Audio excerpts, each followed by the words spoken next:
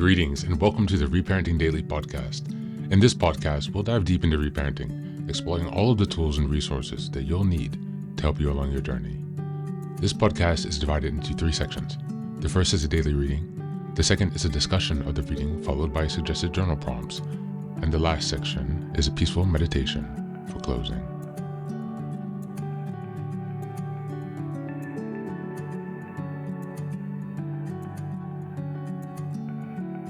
Good morning, good afternoon, and good evening from whenever and wherever you're joining us today.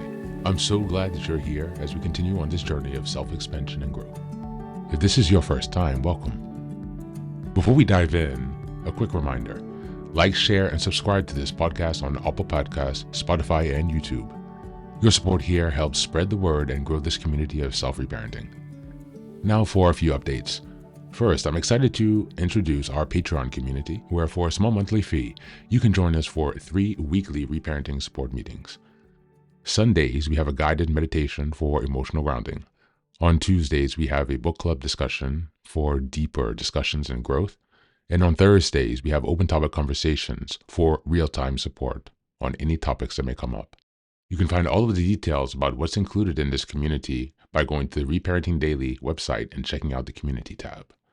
In addition, we now have a WhatsApp support group, a global network of fellow travelers available anytime you need encouragement, guidance, or simple connection. This is just one of the many ways we're building a strong, supportive space for your reparenting journey. The next announcement is that I've just released my first few books. The first is the Reparenting Daily Journal, a structured 365-day guide to help you work through reparenting day by day. Starting in 2025, each month focuses on a key theme with weekly sub-themes.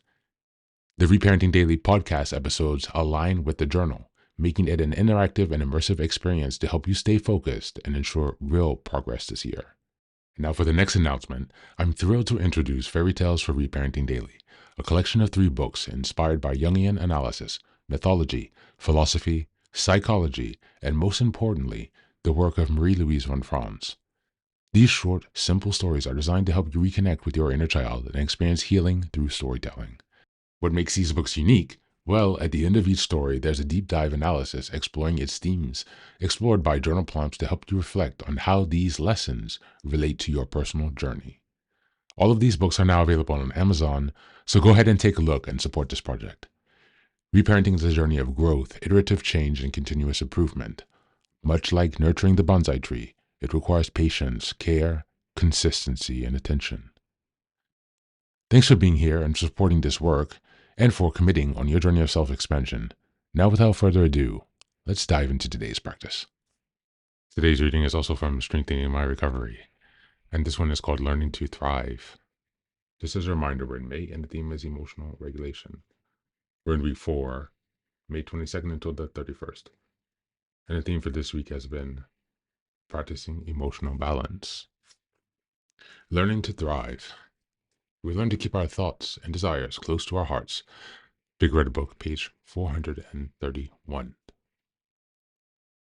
As we grew up, it was not safe to share any part of us. We risked being vulnerable and letting people know what we wanted. We were shamed and ridiculed, made to feel stupid for having needs at all, let alone dreams. Our struggles may have been as basic as having to keep our own clothes clean or finding food to eat. We put all of our energy into surviving, and by the time we were done, we had no energy to claim our birthright, the ability to dream.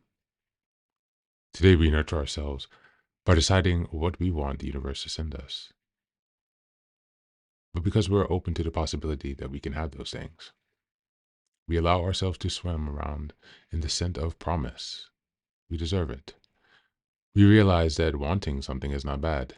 It's a healthy part of being human. We allow our minds and hearts to wander because this is how we learn what we want and need. We no longer stifle ourselves with negative messages and images or thoughts. When we are blocked, we talk about it with our sponsor or a close friend, our therapist, or we share it in meetings. We don't keep it to ourselves and allow our souls to wither in isolation. We now put our needs first and are not waiting for anyone to come rescue us. On this day, I will show up for myself by allowing myself to think of what I want and not just what I need to survive and thrive. Thank you, and that's your reading for today.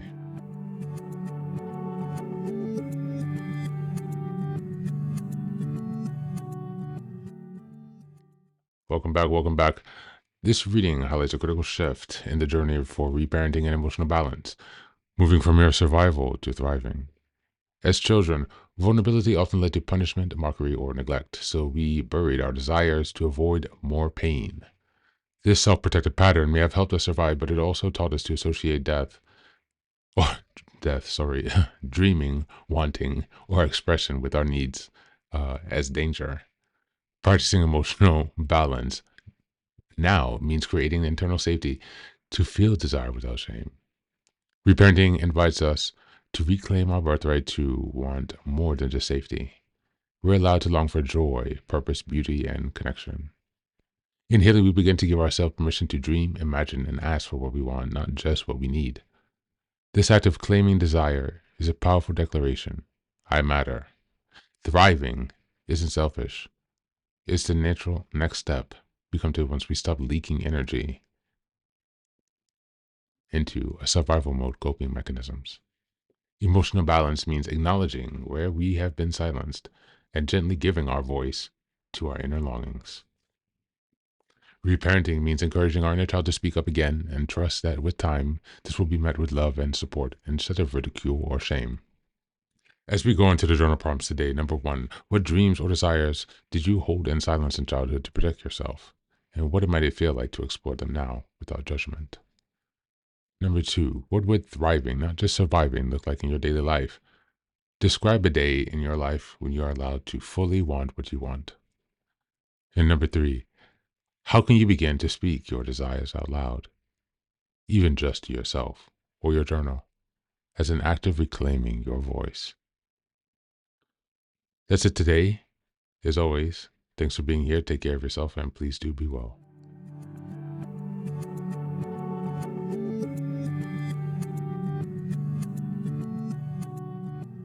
Welcome back. Welcome back. Now, this is the third and final section of the daily podcast.